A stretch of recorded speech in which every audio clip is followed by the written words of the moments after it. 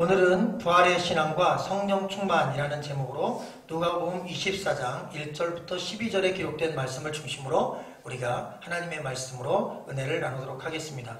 여러분, 인류 역사상 가장 어려운 문제가 무엇인지 아십니까? 두 가지가 있는데 첫째가 죄의 문제고 두 번째가 죽음의 문제입니다. 여러분, 신앙의 대상이 되려면 적어도 죄의 문제를 해결할 수 있어야 되고 또 하나는 죽음의 문제를 해결할 수 있어야 합니다. 그런데 이 세상에 수천만 가지 종교가 있습니다. 그 개수가 몇 개인지 얼마나 종교가 많은지 셀 수가 없습니다. 그런데 그 모든 종교를 통틀어 죄의 문제와 죽음의 문제를 동시에 해결한 종교가 딱 하나 있습니다. 바로 우리가 믿고 신앙하는 기독교입니다. 할렐루야! 영광스럽지 않습니까? 이 땅에 존재하는 모든 종교는 죄의 문제와 죽음의 문제의 해답을 동시에 갖고 있는 종교가 하나밖에 없습니다. 바로 기독교고 우리는 그 기독교를 신앙하며 믿고 있는 것입니다. 적어도 신앙의 대상이 되려면 이 두 가지 문제만큼은 깔끔하게 해결할 수 있어야 된다고 생각합니다. 우리가 믿고 있는 이 기독교는 그래서 두 가지의 기둥이 있습니다. 기독교를 지탱하는 기둥인데 한번 따라 볼까요? 십자가 신앙, 부활의 신앙. 여러분이 십자가 신앙과 부활의 신앙, 이 두 가지 기둥은 기독교를 지탱하는 아주 위대한 밑받침이고 훌륭한 근본이 되겠습니다. 십자가 신앙은 죄사함을 우리에게 허락하는 하나님의 특별한 계시요 은총입니다. 부활의 신앙은 죽어도 살고 그리고 다시 죽지 않고 영생한다는 영원한 생명을 주는 교리가 되겠습니다.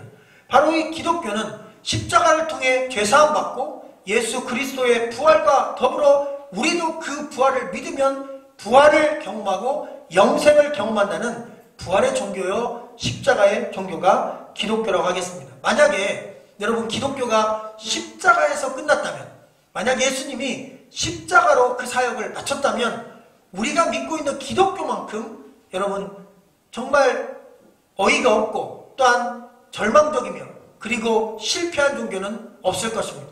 왜? 죽음과 함께 모든 것이 끝났기 때문입니다. 그러나 3일 만에 예수 그리스도는 죽음을 이기셨습니다. 어떤 분은 이렇게 기록했더라고요. 죽음을 이기신 게 아니라 예수님 안에서 죽음이 죽었다는 것입니다. 예수님이 사망을 사망시켰다는 것입니다. 예수님의 죽음의 모든 권세를 죽였다는 것입니다. 그래서 예수 그리스도만이 죽음을 이기시는 유일한 분이라는 것입니다. 우린 그래서 그분을 믿고 그분을 신앙한다는 것입니다. 죽음을 극복하신 게 아니라 죽음을 정복하신 분, 죽음을 다스리시는 분, 그리고 죽음조차도 사망에 이르게 하시는 그분이 우리가 믿고 신앙하는 예수 그리스도이심을 우리는 꼭 믿어야 될 줄로 믿습니다. 여러분, 기독교 부활과 내세신앙과 타종교의 내세신앙이 어떻게 다른지 아십니까? 우리 기독교도 내세가 있습니다. 이 땅에서 100여 년간 살다가 죽으면 천국 간다는 내세에 대한 신앙이 있어요. 여러분, 타종교에도 내세 신앙이 있어요. 이슬람은 죽음 다음에 이 세상에서 만약 이슬람을 위해서 목숨을 바치면, 성스럽게 목숨을 바치면 숨겨져. 그러면 자기가 원하는 모든 것을 다 가질 수 있다는 교리를 펼칩니다. 남자면 아내가 여러 명 되고 그 다음 재산도 많고 그리고 엄청 부유하게 살고 어쨌든 그런 교리가 있어요.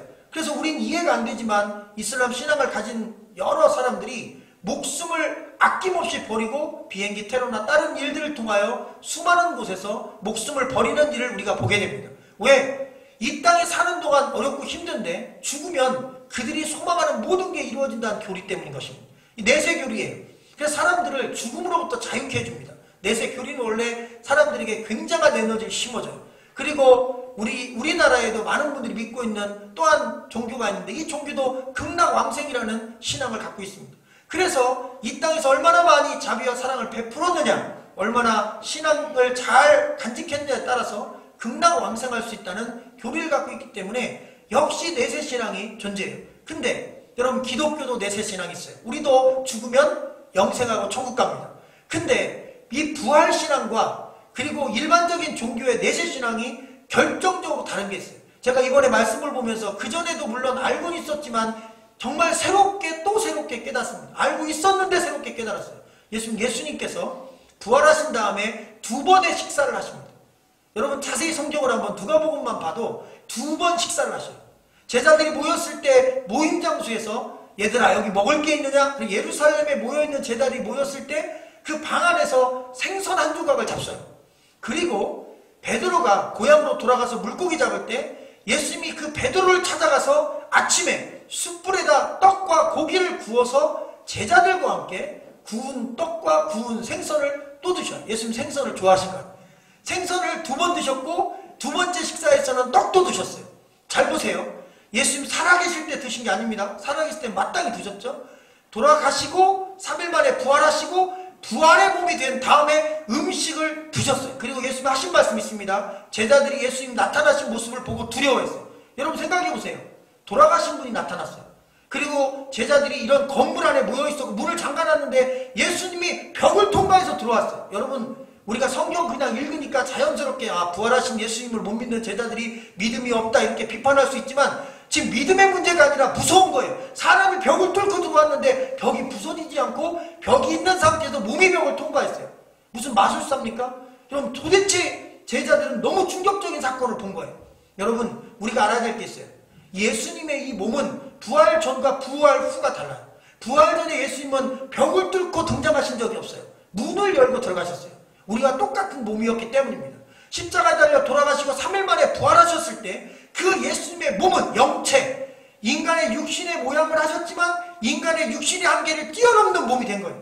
그리고 이런 사물의 벽을 그냥 마음껏 통과할 수 있고 여러분 시공간을 통과해서 예루살렘에 계셨던 분이 갈릴리 앞바다로 한 번에 쫙 가 계시고 여러분 멋지지 않습니까? 그래서 어떤 목사님은 이렇게 고백하더라고요. 연세가 80세인데 부활의 몸이 빨리 됐으면 좋겠대요.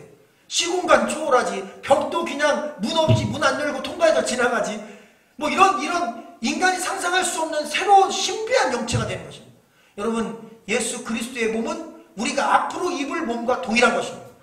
여러분 그 영원한 몸 아픔도 없고 질병도 없고 더 놀라운 건 뭔지 아세요? 여러분 이 부활의 몸은 가장 젊고 아름답고 빛날 때의 내 젊음의 몸이라는 것입니다. 그러니까 지금 연령이 점점 많아서 저도 걱정이에요. 내년에 50입니다. 여러분 저도 이제 50이에요. 49인데 이제 50살이 되면 반백년을 산 거 아닙니까? 이제 60 생각해보니까 한갑이 10년밖에 안 남았어요. 예율이 시집 보내면 빨리 시집가도 칠순입니다. 생각해보니까 이게 마음이 조급한 거예요.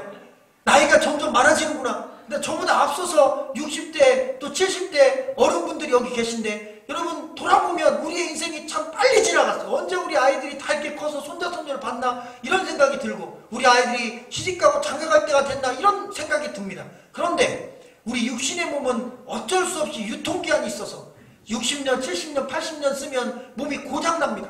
그러다가 몸이 쓸 수 없을 정도가 되면 죽는 거예요. 항상 몸이 기능을 못하면 죽는 겁니다. 그런데 만약 그렇게 죽고 끝난다면 우리는 기독교 신앙을 가질 필요가 없습니다. 그런데 예수님은 젊었을 때 그것도 십자가에서 사형당해 돌아가셨어요. 늙어서 자연사하신 게 아니라 젊어서 돌아가셨어요. 그런데 예수님은 여러분 그 젊음의 모습으로 그대로 다시 부활하셨어요. 이것은 무슨 얘기를 하냐면 우리가 연령이 몇 살이 되든 또 우리가 몸이 얼마나 장애가 있어 불편하든 질병으로 아픔을 겪든 부활의 몸은 질병이 없다는 것입니다. 장애가 없다는 것입니다. 심지어 피부도 깔끔해진다는 것입니다. 할렐루야. 얼굴이 광채가 난다니까. 여러분 SK2 같은 거 안 발라도 얼굴이 막 반짝반짝 빛나니 얼마나 좋습니까? 피부 관리가 필요 없는 거예요. 하나님께서 빛나는 피부를 만들어 주시니 화장품 바를 필요도 없고 얼마나 훌륭한 몸입니까? 근데 제가 왜 이 말씀을 드리냐면 저는 말씀 묵상하며 너무나 분명한 진리를 하나 깨달았어요. 예수님이 제자들 앞에 나타나서 예수님 모습을 보고 두려워하는 제자들에게 벽을 뚫고 지나오신 분이니까 그리고 죽으셨는데 살아나신 모습을 봤잖아요. 그러니까 유령인가 하고 두려워했어요. 그런데 예수님 뭐라고 했냐면 나는 육신을 가지고 있다. 영이 아니다. 그러니 내 몸을 만져봐라. 예수님의 몸을 만질 수 있었고 예수님의 몸에는 상처도 볼 수 있었고 예수님을 직접적으로 다 이렇게 느낄 수가 있었어요. 그리고 예수님이 거기서 음식도 잡수셨어요. 근데 그 말씀이 전에도 제가 수십 번 수백 번 읽은 말씀인데 이번 말씀을 준비하면 더 가슴에 와닿는 게 하나님이 영적인 깨달음을 주신 거예요. 이 땅에 있는 다 종교들이 갖고 있는 내세 신앙과 기독교 신앙의 엄격히 다른 기준입니다. 여러분 영은 몸이 있어요 없어요? 없어요. 여러분 우리가 제사를 지내지 않습니까? 사실 마음으로 부모님을 생각하는 마음에 음식을 차리는 거지. 제사 끝나고는 음식이 줄어들어야 되는데 어떻게 있어요? 그대로 식어서 그대로 있어요. 다시 데펴서 우리가 다 먹어요. 그 얘기는 뭐예요? 여러분 제사를 지내도 조상님들은 드실 수는 없는 거예요. 우리가 죄송한 마음을 거기다 담을 뿐입니다. 우리 한국은 그런 마음이, 효의 마음이 거기 있는 거예요. 기독교는 제사를 지내지 않지만 근본 정신은 원래 효에서 출발한 거예요. 그런데 여러분 귀신은, 영은, 이 세상에 살아있는 육체가 없는 그런 상태는 음식을 못 먹어요. 음식을 못 먹는다는 얘기는 아무런 재미가 없다는 뜻입니다. 무슨 희노애락이 있어요. 식도락도 없는데 아무것도 못 느끼는 거예요. 영은 먹을 수도 없고 영은 만질 수도 없고 영은 아무 경험도 할 수 없어요. 그러니 영은 그냥 평안한 상태에 아무것도 아닌 그 영적인 존재일 뿐입니다. 그런데 예수님이 육체로 부활하신 거예요.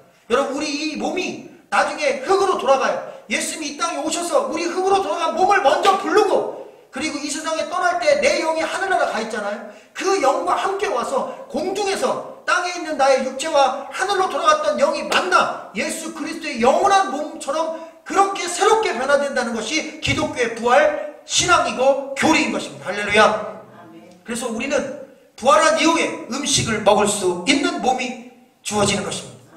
여러분 음식에 대한 욕심이 있어서가 아니라 음식을 먹을 수 있다는 것은 여러분 부활 이후에 우리 삶 가운데 수많은 경험과 즐거움을 하나님 우리에게 천국에서 허락하실 수 있다는 것입니다. 할렐루야.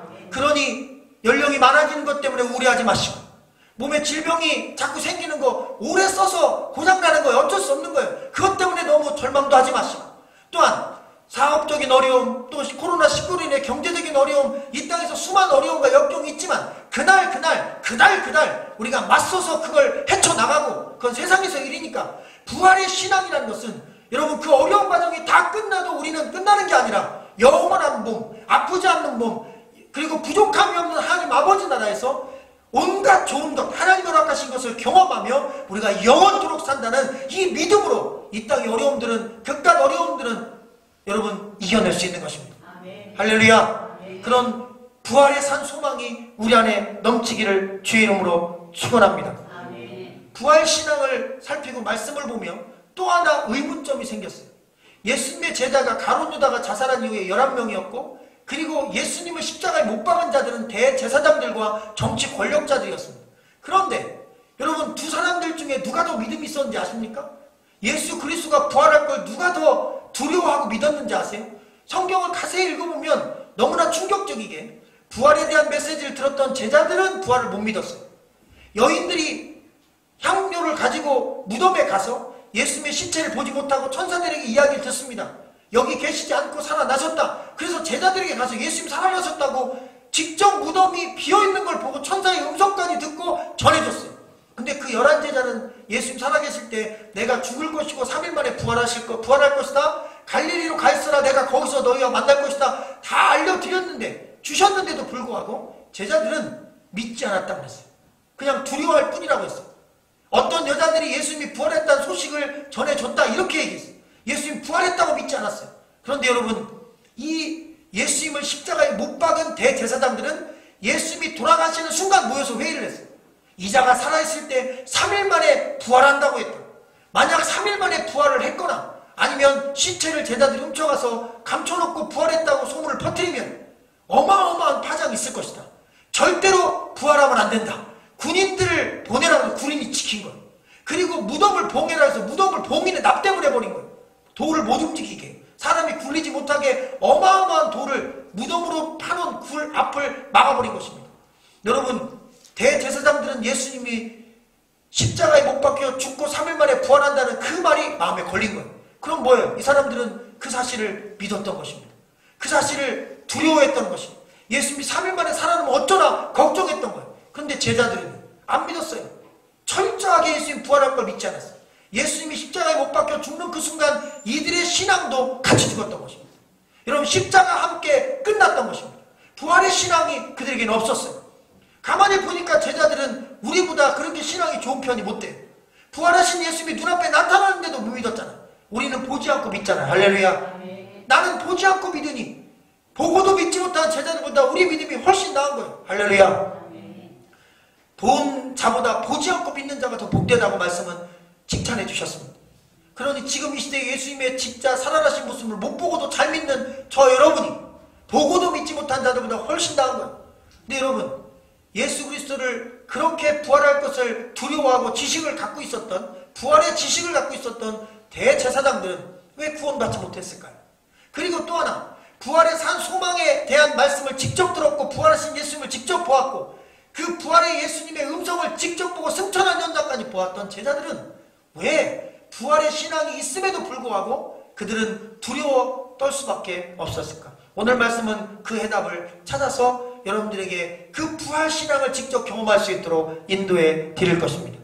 여러분, 오늘 말씀 가운데 보면 어찌하여 살아있는 자를 죽은 자 가운데 찾느냐, 그는 여기 계시지 않고 살아나셨다, 이렇게 말씀하고 있는 본문이 나와 있습니다. 그는 무덤에 계시지 않고 살아계시다.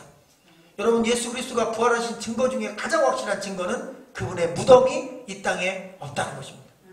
여러분, 이슬람은 항상 무덤에 가서 마호멧이라는 자기들의 신앙 경배 대상을 찾아봅니다. 그리고 다른 종교도 항상 이 종교를 처음 만든 그 첫 번째 자기들이 믿고 있는 그 교주의 무덤이나 그 뼈 조각을 가서 숭배 대상으로 섬겨요. 나름대로 각자 가지고 있는 신앙이라 함부로 비판할 건 아닙니다. 그런데 기독교는 무덤이 없어요. 기독교는 무덤이 없습니다. 그래서 무덤을 찾아가서 뭐 인사하고 절할 게 없어요. 성지순례 가도 빈 무덤밖에 없어요. 여러분, 예수 그리스도는 무덤이 없습니다. 무덤에 들어가셨는데 살아서 나오셨어요. 죽으셨는데 죽음을 사망시키셨어요. 그리고 예수님만이 무덤에 갇히지 않았어요. 무덤은 모든 인간을 가둡니다. 우리는 무덤에 갇히고 무덤에서 나올 수 없어요. 인간이 죽음을 극복한 적이 없습니다. 죽었다 잠깐 살아나서 10년, 20년 살다가 그 사람 또 죽었어요. 그래서 인간은 잠깐 살아나도 또 죽어요. 어차피 죽게 돼 있어요. 인간은 무덤이라는 감옥에서 나올 방법이 없었는데 예수님이 그 무덤을 죽였어요. 그리고 사망을 죽이셨어요. 그리고 사망시키셨어요. 그리고 선포하셨어요. 누구든지 나를 믿는 자는 죽어도 살겠고 살아서 나를 믿는 자는 영원히 죽지 아니하리라. 이것이 부활의 산 소망 되신 주님의 메시지인 것입니다. 기독교는 가짜는 종교가 아닙니다. 기독교는 가벼운 종교가 아닙니다. 기독교는 삶과 죽음의 문제를 해결하는 종교입니다. 죽음 이후에도 여러분 영원히 산다가 얘기하는 종교가 아니라 우리 육체가 영원히 산다고 여러분 말씀으로 확증해주는 종교임을 믿으시기를 주의 이름으로 축원합니다. 우리 몸은 영원토록 하나님 아버지 나라에서 영체로 바뀌어 살 수 있는 축복된 몸임을 기억하시고 하나님을 섬기고 믿음생활하는데 값지게 살아있는 동안 사용하시기를 주의 이름으로 축원합니다. 그럼 이 부활의 은혜를 누가 경험할 수 있느냐? 첫 번째로 한번 따라해 볼까요? 죽어야 부활한다. 우리가 놓치고 있는 게 있어요. 나는 부활하신 주님을 믿습니다. 그래도 부활의 능력은 나타나지 않습니다.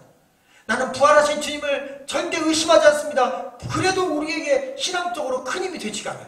왜 이 부활하신 주님, 이 부활의 신앙이 내 삶 가운데 영향을 발휘하지 못하는가 하면 여러분 결과에만 집중하고 그 부활을 얻을 수 있는 과정은 없기 때문입니다. 부활을 얻으려면 반드시 죽어야 합니다. 사도 바울이 고백합니다. 그 신앙 좋고 영적으로 충만한 그분이 나는 날마다 죽노라 그랬어요. 할렐루야. 여러분, 그 죽음이 무슨 죽음이냐면 예수 그리스도가 우리의 죄값을 치르기 위해 십자가에서 죽으셨어요. 그리고 우리는 그 예수 그리스도의 십자가의 죽으심을 믿음으로 우리의 죄값은 해결된 거예요. 아멘. 그래서 죄 때문에 지옥 가진 않아요. 그러면 예수 그리스도의 그 죽으심을 믿고 그 죽으심으로 죄 사함 받은 우리는 그날 당장 죽으면 괜찮은데 그 이후에 쭉 이 땅에 살아가야 돼요. 그럼 믿는 자가 살아가면서 해야 될 일은 무엇인가? 여러분, 그 십자가의 죄를 못 밟는 일을 하는 것입니다. 할렐루야. 여러분, 예수 그리스도를 믿고 신앙생활 한다는 것은 주일마다 교회를 왔다 갔다 한다는 수준을 넘어서는 것입니다. 우리 안에 솟아나오는 끊임없는 육체의 욕심들, 그리고 내 계획들, 그리고 비신앙적이고 불신앙적이고 세속적인 것들을 하나씩 날마다 못을 박는 거예요. 십자가에 날마다 못질하는 거예요. 그래서 그것은 주님이 해주지 않습니다. 내가 계획적으로 의지적으로 얼마든 죄질 수 있고 잘못된 선택을 할 수 있고 혈기 부릴 수 있고 세상에 빠질 수 있고 정욕에 빠질 수 있어요. 그런데 그거를 하나씩 못을 박는 거예요. 보고 싶은 걸 못 박는 거예요. 하고 싶은 걸 못 박는 거예요. 여러분, 그래서 날마다 내 삶 속에 솟아나는 육체의 욕심들 하나씩 못 박아서 죽이는 일들을 해나가는 거예요. 날마다 내가 죽는 거예요. 내 의지가 죽는 거예요. 그런데 놀라운 사실은 그렇게 주님을 믿는 자로서 내가 내 안에서 솟아나오는 그런 욕심들을 하나씩 줄여나가는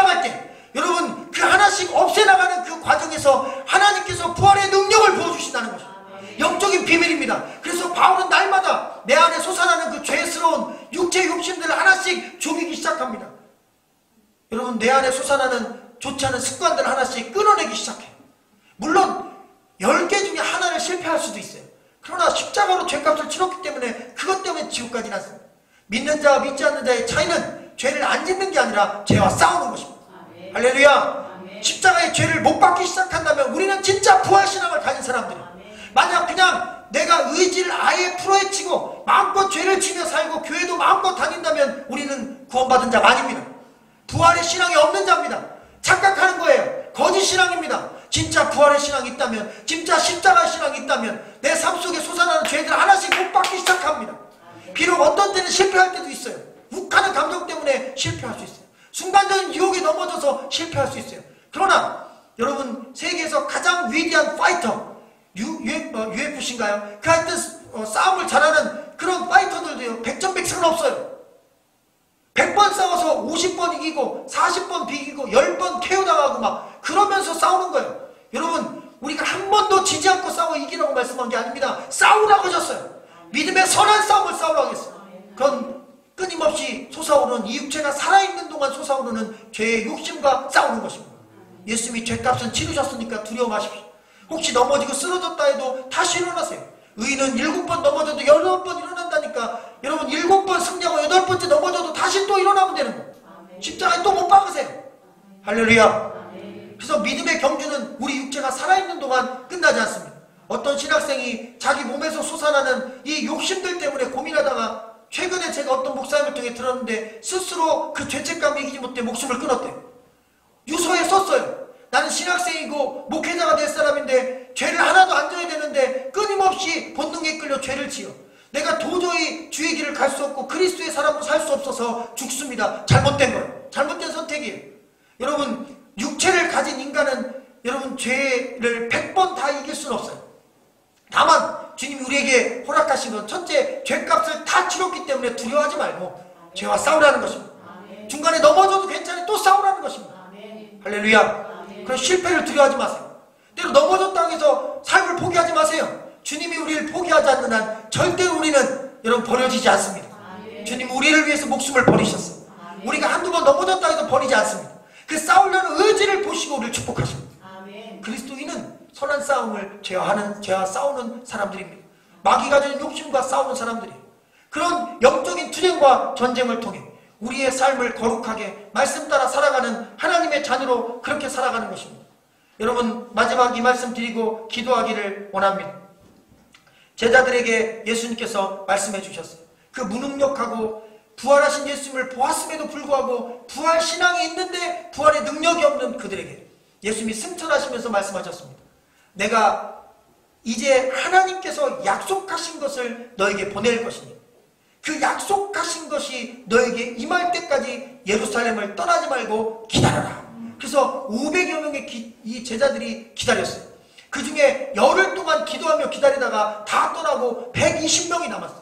열흘째 기도하다가 그들에게 성령의 불이 임합니다. 성령 충만이 임합니다. 오순절의 성령을 경험합니다. 부활신앙과 성령의 충만함이 기도하는 자리에서 만났어요. 그 다음에 그들은 바뀌었습니다. 죽음도 두려워하지 않았어요. 순교도 두려워하지 않았어요. 그들은 끝까지 목숨 걸고 주님의 부활을 당당히 증거했어요. 부활의 능력이 임한 거예요. 왜 우리에게 부활의 능력이 없습니까? 왜 우리가 연약합니까? 다른 것이 아닙니다. 부활신앙이 없어서가 아닙니다. 여러분, 부활에 대한 믿음이 없어서가 아니라 성령 충만을 받을 기도가 없어서 그런 것입니다. 그런 이제 두려워 말고 시간을 정해 교회에서 기도하면 됩니다.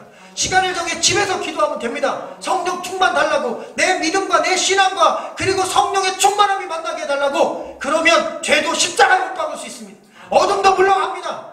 할렐루야. 부활의 능력이 우리 삶 가운데 나타날 것입니다. 여러분의 부활의 신앙과 그리고 성령의 능력이 우리의 기도에 대해서 만나기를 주의 이름으로 간절히 축원합니다.